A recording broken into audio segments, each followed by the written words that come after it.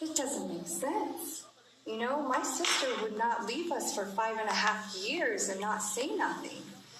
This whole thing of 5 years of Corbin constantly saying she's safe, she's in a safe home, but yet 5.5 years later, he's still saying that, but now he can't find her. She was my sister. They feel like they took her away from me.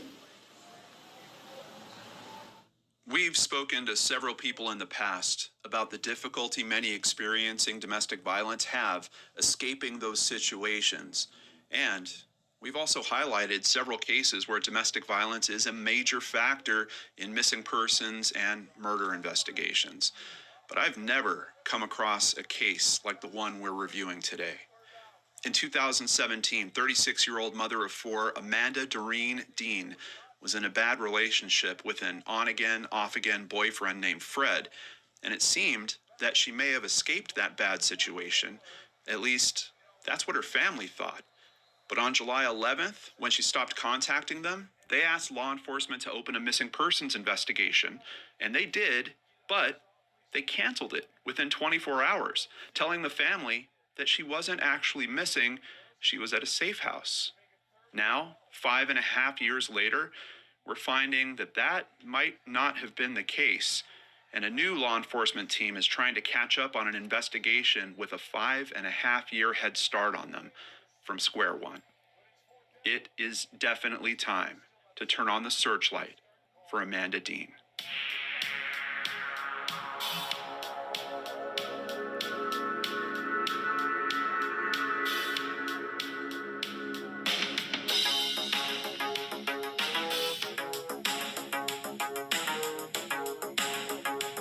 Welcome back to Brain Scratch Searchlight. I'm John Lorden. Thank you so much for caring about these cases like I do. Collins is a very small town in Huron County, located close to the northern tip of Ohio. It has a population of around 600 people, and at only 4.6 square miles, it's a sort of town where most residents probably know each other. Somewhere in this small town is a property that might have the answers that the family of Amanda Dean has been looking for since her disappearance. Amanda's family, including her mother Carolyn, sister Shannon, and her adult son Joshua, held a press conference this week to try to reignite an investigation that never got the proper chance to start. Let's learn all we can about Amanda and the occurrences and circumstances around her disappearance. Carolyn Tokar, Amanda's mother, said that Amanda is her youngest daughter, a fun-loving and witty woman who has a smile that could light up any room and a golden singing voice. Amanda especially loves her 4 boys and is a true family person. Her sister, Shannon Dean, describes Amanda as someone who is cheerful and loves life, art, and music. Quote, "She had a voice that was so beautiful. When she would sing, we were just like in awe. She gets that from our dad." Shannon also wanted to make it clear that Amanda is not the type of person to go for a prolonged period of time without being in touch with her family. But here we are, looking at 5.5 years of exactly that. Quote, "I know she would not stay this long away from her family because I know she's a very loving person with her family. She would not leave her family. This was not her character. She was my sister, and I feel like they took her away from me." Shannon seems to be referring to the on-again, off-again boyfriend, Fred. Carolyn says that Fred started getting violent with Amanda, including giving her black eyes, and Amanda even being dragged around a room by a belt that was wrapped around her neck on a Christmas day. This happened in a cabin on property owned by Fred's family. Carolyn says these occurrences were reported to the sheriff, but as happens in many of these situations, sometimes the victim doesn't want to press charges. In one instance, the sheriff's office saw enough that they could have pressed charges without her consent, but they chose not to. Amanda's sister also notes that Fred destroyed every phone that Amanda had, and Amanda would have to text her sister in secret using Fred's phone, then immediately delete the messages. Quote, "She would let me know if she was okay and if she needed anything. There were times she would call me from his mother's phone. The last communication that Shannon had with Amanda was them planning her escape from Fred's home. They'd even lined up a place for Amanda to stay. Shannon was planning on helping Amanda move out on her next day off of work. But before that could happen, she received a message from Fred's mother. Shannon says the first message said, "Well, I went to the cabin and no Amanda." And as the messages continued further, they would say that Amanda was gone and that she and Fred were no good together. Shannon was concerned immediately that something tragic had happened. Amanda didn't have her own vehicle and typically didn't go anywhere. Plus, she was waiting for Shannon's day off to help get her out of there. When Carolyn heard about the messages that Fred's mother was sending, the family reported Amanda missing and also pulled together a search team of 8 people to go looking around that cabin and the property it was on. They were met with no trespassing signs all over the property, warning that any violators would be shot. They heeded those warnings, but even though Carolyn asked the sheriff's office to search that property, as far as she knows, it still has never been searched. However, within an hour of the search effort that the family attempted, they got called into the sheriff's office with some news. The family was told by Todd Corbin that he had jumped through all sorts of hoops for them, but finally confirmed that Amanda Dean was located in a safe home. He said he was in contact with an advocacy agency for domestic violence that helped get her out of the situation. In an interview with Channel 3 in March of 2020, Sheriff Corbin would say, "They explained to me the protocols they have in place is that we normally don't relay information, but for the purposes of what you're doing, we're just going to say that she's fine. She's in a good place. She's being cared for. It's at her discretion whether or not she wants to contact her family," he would say. Carolyn would reply, "As a mother, you want to believe that, and I lived on that. She's going to come home." Carolyn would visit the sheriff's office regularly to check in and to try to pass along phone numbers and even Christmas cards to get to her daughter. "He always led me to believe she was there," Carolyn would say. But the sheriff would never give her any additional details, including the name of the advocacy agency. Quote, "No one has told us anything about where she was. We have nothing. All we have is words." And those words kept flying around. As the rumor mill kept spinning, the family was hearing a lot of different things. Some people were telling them that Fred's mother was saying that Amanda was in a mental hospital and that the family was just told it was actually a safe house. In January of 2018, someone from the prosecutor's office in Charleston, South Carolina, attempted to locate Amanda. She was scheduled to be a witness at the trial of another man who was accused of assaulting her, but they couldn't locate her. As time went on, Shannon was trying to reconcile several different stories she was hearing and felt like it all just wasn't making sense. She was also hearing that Fred's brother was getting very antsy about anyone being on the property that the cabin was on. Amanda's family hopes that property will eventually be searched, and with good reason. Her mother explains, "I'm hoping they get whatever they need, search warrant, whatever, to go on the property, go to that cabin, but there's also something else." The day after her disappearance, there was an anonymous call to the sheriff's office. Deputy had a report on this that Fred had made threats to his friend that he was going to kill Amanda and stuff her in a blue barrel. Carolyn says that even though they have that report on record, she actually has a copy of the report herself. There was no follow-up ever done on that tip. She believes that there was actually no investigative work ever done on this case at all previously. And as of a few weeks ago, she even went back to the sheriff's office to file a new missing persons report. She was again denied, being told that she had to prove her daughter was in danger. "My daughter's been missing 5.5 years. That's danger enough to me," she told the deputy, who basically told her that that just wasn't good enough. Joshua Dean notes that Amanda wasn't just a mother to him, but also a best friend, the type of mother he felt comfortable going to as a teenager with his problems, but he knew that she had some problems of her own. He would post on Facebook, "The man she was with would constantly abuse her and treat her worse than anything I've ever seen. At the time, I couldn't do anything to help. I was too late to help. There is more we can do.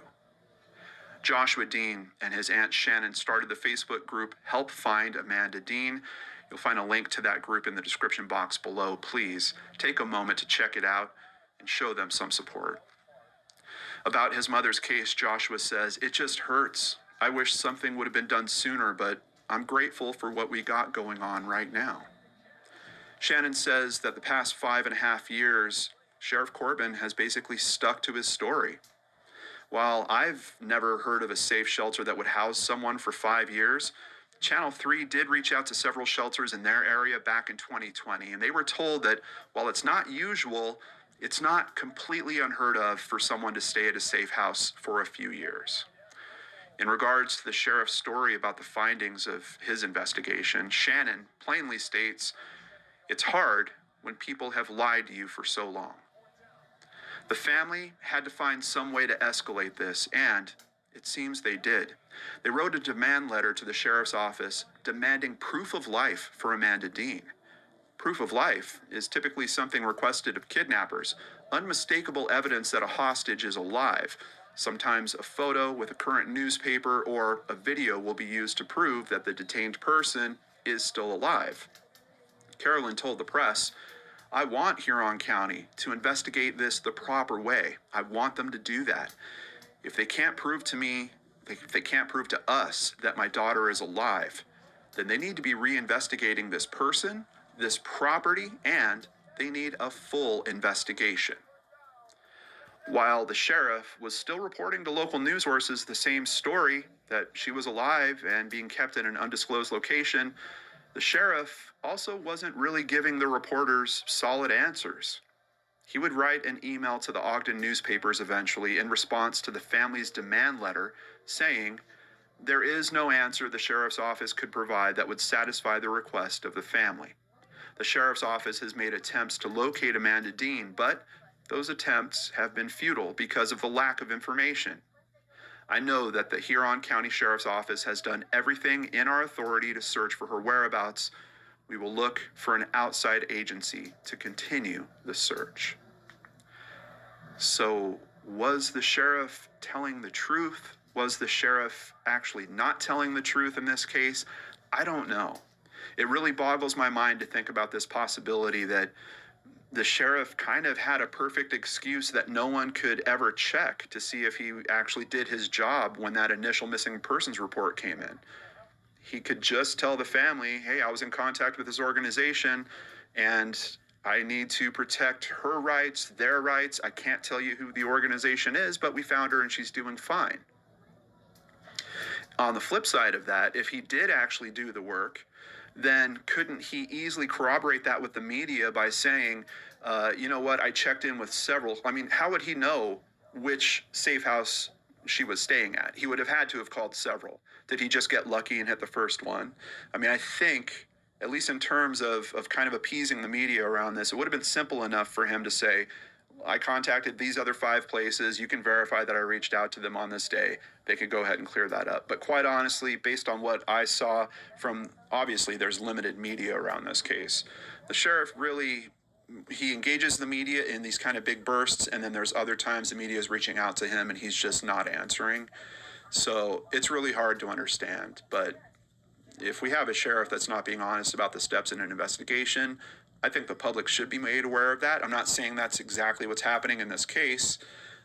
Knowing that there might be another agency now becoming involved, I would like to think that they would get a hold of whatever records that department had, and maybe they can verify this. Maybe they can have some spokesperson come out and say, "You know what? We actually verified what the sheriff said. He did talk to someone that said that." Who knows? Maybe that organization isn't around anymore, or that person isn't available anymore to reconfirm that. There might be all kinds of reasons, but I think some reason needs to come out about this, because from what I can see, I believe he's still the sheriff in that area. Finally, on December 21st of 2022, more than 5 years after Amanda Dean's disappearance, the investigation was officially reopened.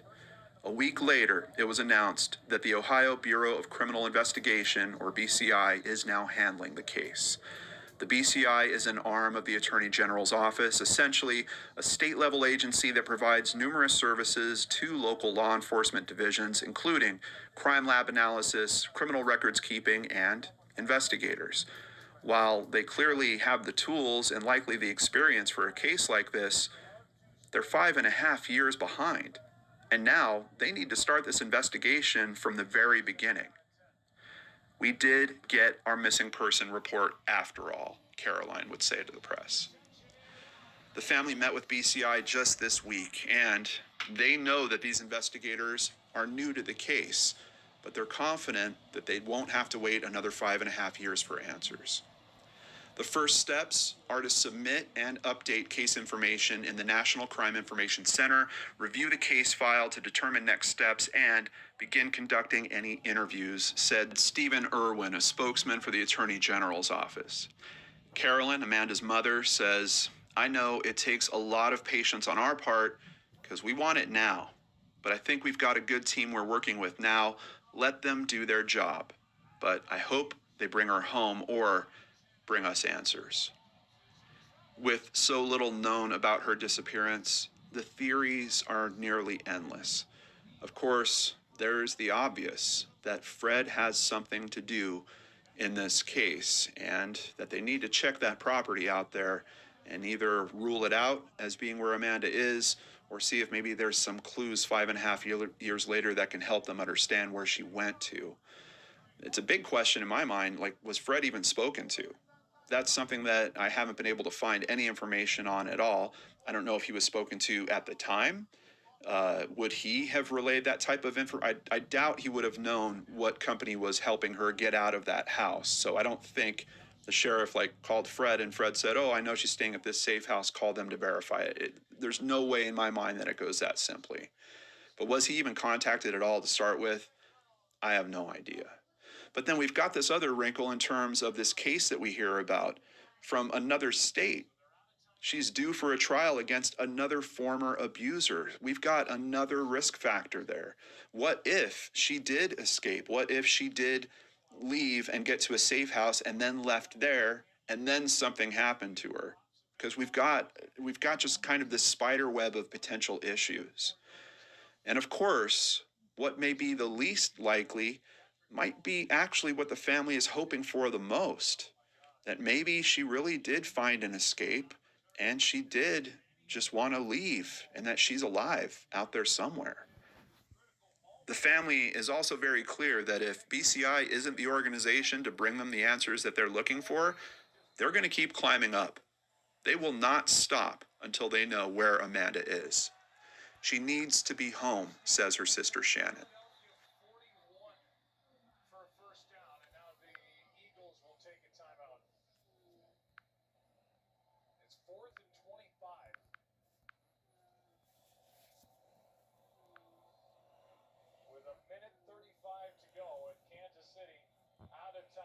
Facing this schedule coming up at Las Vegas, at Green Bay, at home against Buffalo, at New England on Monday Night Football, Week 15.